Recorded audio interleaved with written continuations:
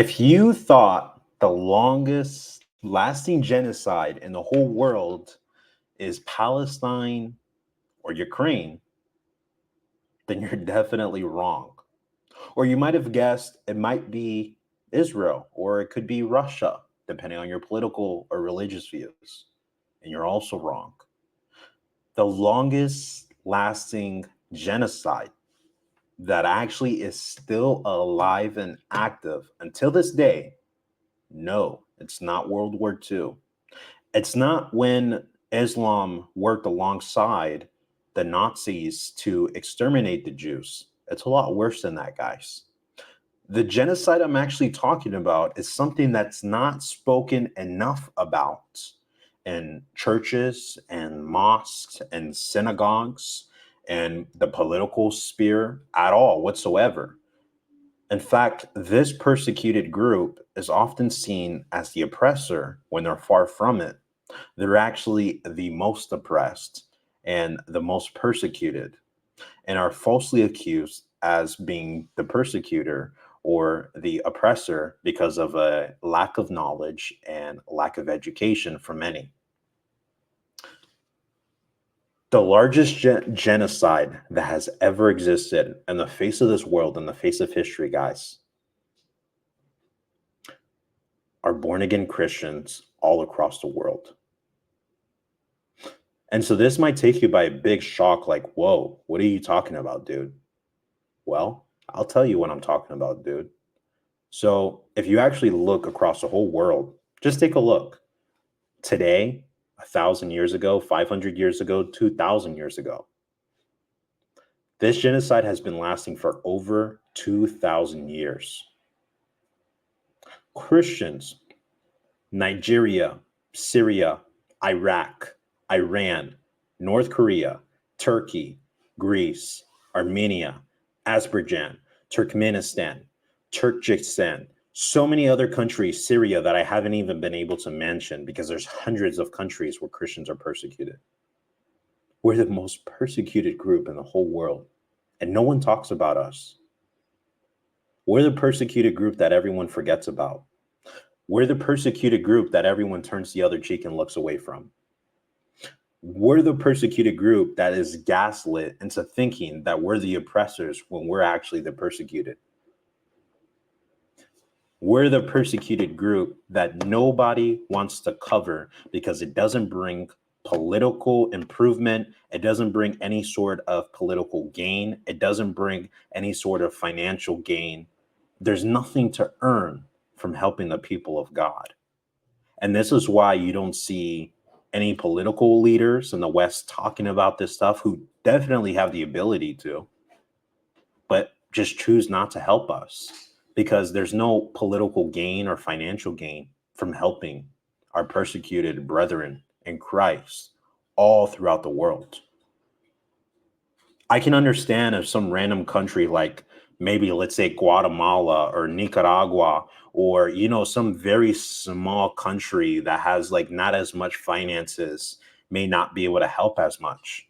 But I mean, we have superpowers like the US of A, we have Russia, we have we have China, we have France, we have Italy, we have so many different countries. And although you may disagree with their political stances, these are countries who, quote unquote, promotes a country who is pro-religion or pro-religious freedom. And a lot of these countries claim to be Christian as well. And so when you look at it, when you look at these superpowers of the world, they're so caught up in the love of money and power, but they don't care about our persecuted Christians all across the world, who are literally the most persecuted group in the world. And then you have people like CNN, you have Fox News, you have CBN, you have MSNBC, you have really far right, content creators or news outlets and things like that. They'll talk about Israel and Palestine all day, Ukraine and Russia all day, because that's where the money's at, guys. I could sit on here, guys, and talk about Ukraine and Russia, Israel and Palestine all day. I'd be making loads of money. But guys, that's not where the real problem is. Our brethren in Christ are literally getting persecuted, and no one's talking about it. Because what do they gain from helping Christians around the world? There's nothing to gain. There's nothing to gain, guys. It's a very, very sad, unfortunate reality that no one is just talking about. Even Christian pastors. Why aren't we talking about this, guys? Christian pastors, evangelists, church leaders, consecrators. Why aren't we talking about this? Christian persecution is at an all-time high. And it's so bad, guys. Over 1.5 million Armenians were slaughtered. I'm not talking about 2,000 years ago. I'm literally talking about just 100 years ago. 1.5 million Armenians were slaughtered for their faith in Christ by the Ottoman Empire, the Muslims. Until this day, our brethren in Christ are slaughtered there, guys. It's very, very sad because you know what makes it also worse is that today Armenia doesn't even have times to that population. So over 50% of their current day population was slaughtered by Muslims for believing in Jesus Christ in their own country. Don't let Muslims or anybody else fool you guys.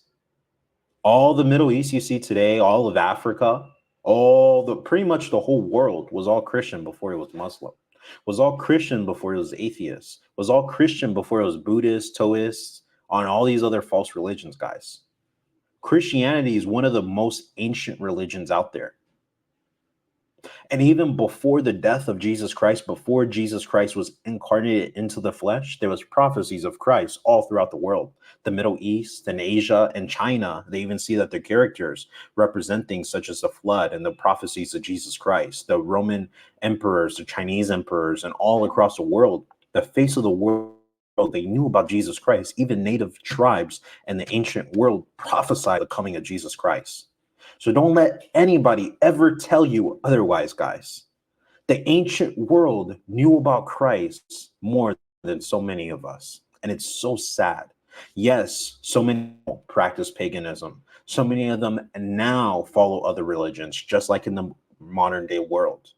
So many nations now follow Islam and atheism and paganism and witchcraft.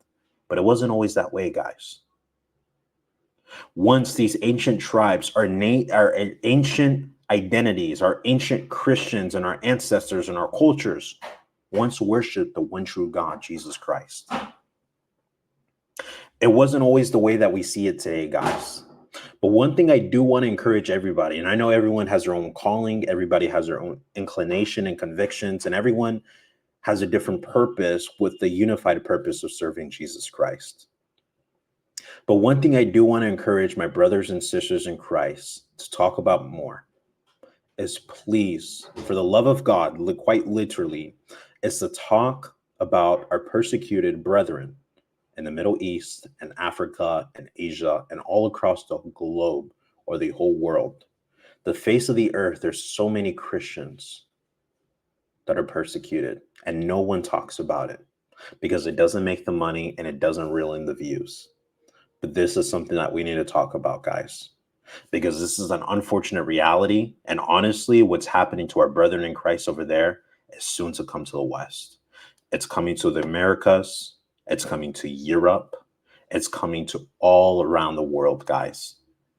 And I can say personally, I live in a financially better situation in North America than I do in South America, probably. Right? Like my brothers and sisters in Christ in South America don't have as much finances as North America. I'm sure there's other financial people that live better financially, than I do across the Western world or maybe even the Eastern world. The reason why I bring that up, though, is because a lot of people fail to realize that even though you might not live in the economically as good of a situation as I do over here in Northern America, you still have the privileges that I do because you're able to practice your religious freedom, unlike you would be able to in Iran or in India or Nepal or Iraq.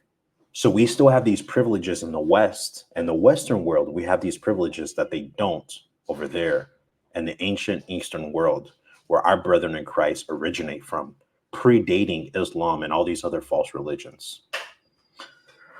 So I just want to make this video as a wake-up call because people need to remember that our brethren in Christ are persecuted. I hope this video was edifying for you guys. If this video was edifying, you learned something, or you believe that it could be impactful for somebody, please share it. I thank you guys so much for watching. And yeah, this is a wake-up call for everybody, guys. God bless you guys.